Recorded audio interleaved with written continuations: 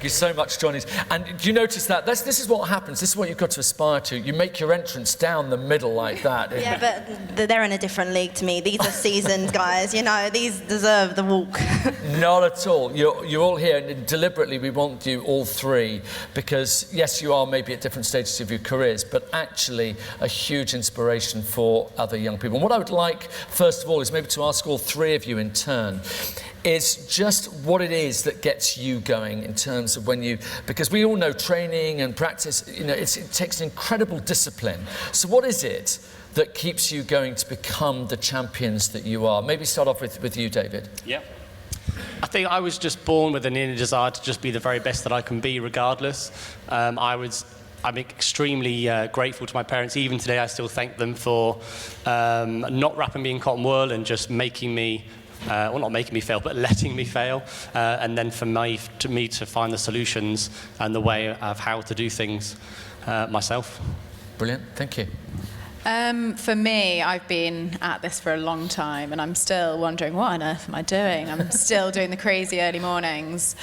But I think it's kind of similar to Dave in the sense that, you know, when I was younger, being told that I can't do something. A lot of you in here will have heard my story before about a little girl telling me I couldn't swim and I'd go around in circles. And that first race of beating her and then just always wanting to prove people wrong, always wanting to be the best that I can possibly be. And that's what drives me every morning, getting up at crazy hours and doing all the hard work.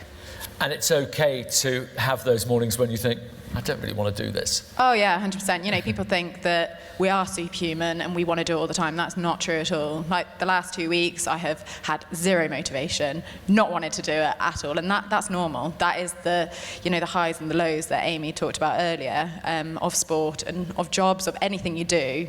There's always going to be times that you don't want to do it.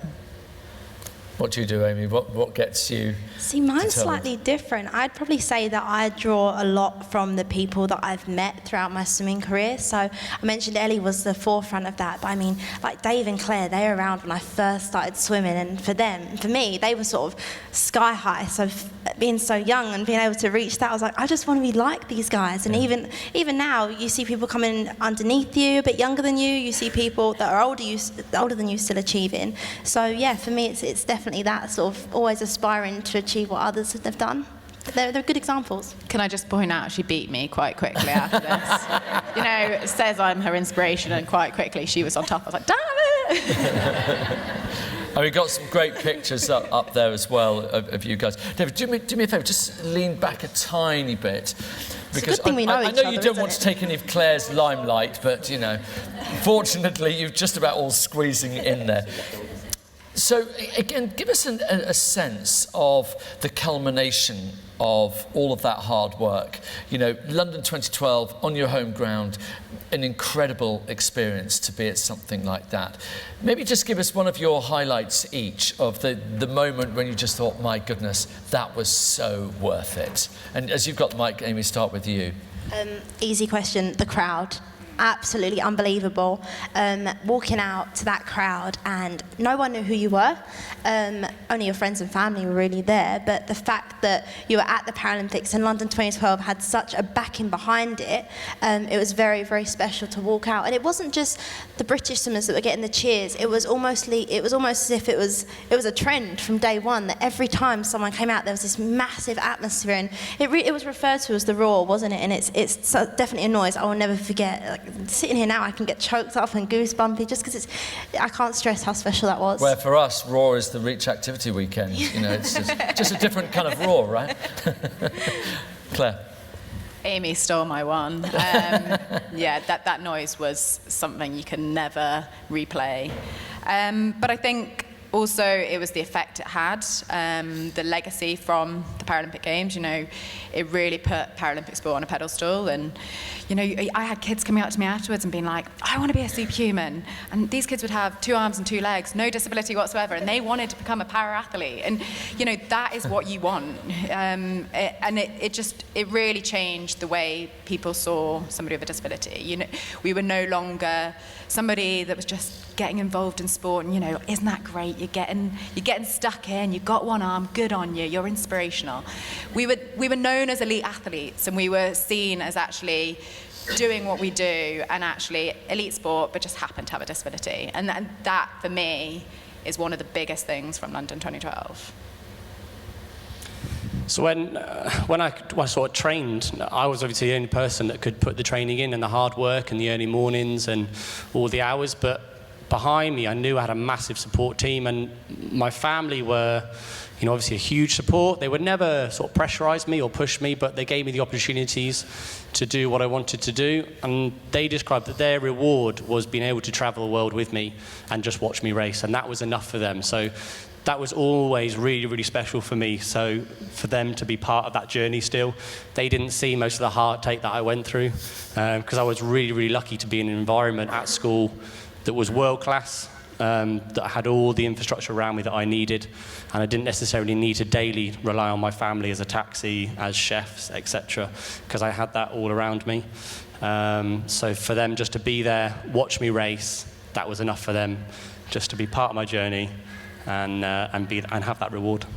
Fantastic. And by the way, if you've got questions for individually, or you want to hear each of their perspectives, then let us know, and we'll be delighted to ask them their questions as well, because it's such an interesting subject to look at the way the Paralympics have evolved. And let's look at the next Olympics, the next Paralympics. What do you hope will be parlayed from the previous ones into that? Will this be the biggest, best ever for Paralympics, do you think?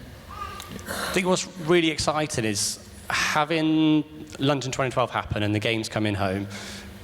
It created role models, and that's created obviously a following. So as Amy said, like the Ellie Simmons and stuff, even though Rio 2016, it wasn't in this country, it still meant that people were really interested and still followed those people that were competing on home soil 4 years earlier. So I'm really hoping that actually next year, people are still tuning in, even though it's in Tokyo, and getting behind and creating just as much roar in this country as there was going to be 8 years ago. And what about the backing, Claire, of the Paralympic movement? The fact that so many people are involved in it, the fact that it's become such an important part of the whole Olympic movement. How much more support are you getting, and how much more support do you think there will be in Tokyo? I think Tokyo is going to be a really interesting one. I've recently been out to Japan, actually, and to Tokyo, and you actually don't see a single disabled person. I didn't see anybody in a wheelchair. I didn't really see, apart from the people getting involved in the triathlon, there wasn't anybody there. And I had a meeting with the Japanese organisation, and they were like, how are you so confident? You're completely, you talk about your arm just in such a, chilled out way. Why are you like this? And I was like, it's the way I've been brought up. And, they really want to make changes, and they are definitely 10 steps behind us. But I really believe that Tokyo, having the Paralympics there is going to have a huge impact on society. And it's not that they don't care about people with a disability, it's actually that they care too much and want to wrap them up and protect them and almost put them away a little bit. So I think, hopefully, it's going to have just as big an impact as London 2012 had over here, and hopefully a bit more. And that they're creating loads of accessibility rooms and things like that. So I really feel like it will move the country on, which just shows the power of sport. It's not just about what's going on, it's about the effect it's having on people, and normalising disability and making people realise that just because we have something missing, or just because we have something that doesn't work, we can still do things, we can still break barriers, and we can still, move the world on in different ways. That was a very cheesy ending there. Move the world on. It's good, powerful, strong stuff. And actually, just before we open the questions, because we would really love to hear from you all, one of the things, again, as parents, I think that there's always a dilemma. At what point do you encourage, do you really help your child to hone their skills and to really let them flourish in whatever field it is, whether it's sport, whether it's drama, whatever? And when do you become that pushy parent? How do you find that balance? From your own experience with parents, you've all said how inspirational your parents were and how supportive they were. How do you reckon a parent should find that balance? Let me start with you, Amy. I'd say probably give your child as many opportunities as you can. And I hate using the word normal, but for today's sake, we'll use it. Just give them the same opportunities you would a normal child. If they show an interest in sport, a hobby, be it dancing, the arts, anything like that. And then I'd probably say the support comes in when you can see they start to struggle. So you know they enjoy it, you know their heart's in it, their friends are there, that sort of thing. And just be there to sort of be the backup and say, you know, like, this is what you enjoy, this is what you love. If there's something not quite right, take that time to sit and chat with them. That's what my parents have always done. As Claire touched on earlier, it's not always easy. It's like the dark mornings, November, December, training on Christmas Eve. They're not fun. They are not fun. I don't think any athlete will ever enjoy that. But my parents are there, and I say, oh, you know, Mum, Dad, it's Christmas, come on. And my dad's like, but it's Christmas, that's it. And then you get a couple of days break. So just trying to turn it on their head and be there for people as much as you can. Brilliant. We haven't quite got the questions on Slido. I'm sure they're probably on their way to coming up. No, we're having a little bit of a glitch with that at the moment, are we? No? Okay. Oh, okay. Nobody's asking questions. You're clearly just stunning people into silence here. Or just boring. No, far from it. So for you guys, you know, with your parents, you know, finding that, you must have had that discussion with them. How did they balance it? Because it's a big commitment for a parent as well, isn't it? As you said, you know, Christmas Eve in the car, down to the pool or whatever. How did they strike the balance? David, maybe, because you talk a lot about your parents and their involvement with your training and development. Massively. Firstly, I'm surprised you get Christmas Day off. Slacker. There is an image of me somewhere on a turbo trainer with a Christmas hat on before my Christmas dinner. I think I'm extremely lucky now. I can only speak from kind of an athlete mentor, and that's the industry that I now work in. I'm not a parent, but I'm also now a head coach of a swimming club as well. So I get to deal with a mixed bag of parents that I kind of see both perspectives. And I guess I've always said, and it's very, very simple kind of recipes to success, that if you find something you love, the hard work then comes really easy, and that's the two ingredients, hard work and passion. And that passion is so, so important, and it's making sure that that passion is always there throughout everything that you do. Of course, as Amy says, there's going to be days where you really don't want to get out of bed, and I had a lot of days out of those, out of 15 years of being an athlete. But that's real character building, and that's essentially why I'm now in the job role that I am, because sport has made me the person that I am today. It's made me the confident individual that I am. It's made me resilient. It's made me believe in myself, and loads of other kind of buzzwords as well. But it comes from the fact that I was loving what I was doing deep down, and I was well supported. They often say, don't they, if you want to do something, it's just not just wanting it, you've got to do it. You know, that's the thing that motivates you in all those things. So just before we wrap up, I know that you guys are here not just because you're supporting Reach and you're supporting everything that's happening this weekend, but there's another reason that you're here as well, and the fact that people can come along and chat to you, and all those people who are too shy to ask questions. Actually, we've got a mic at the back.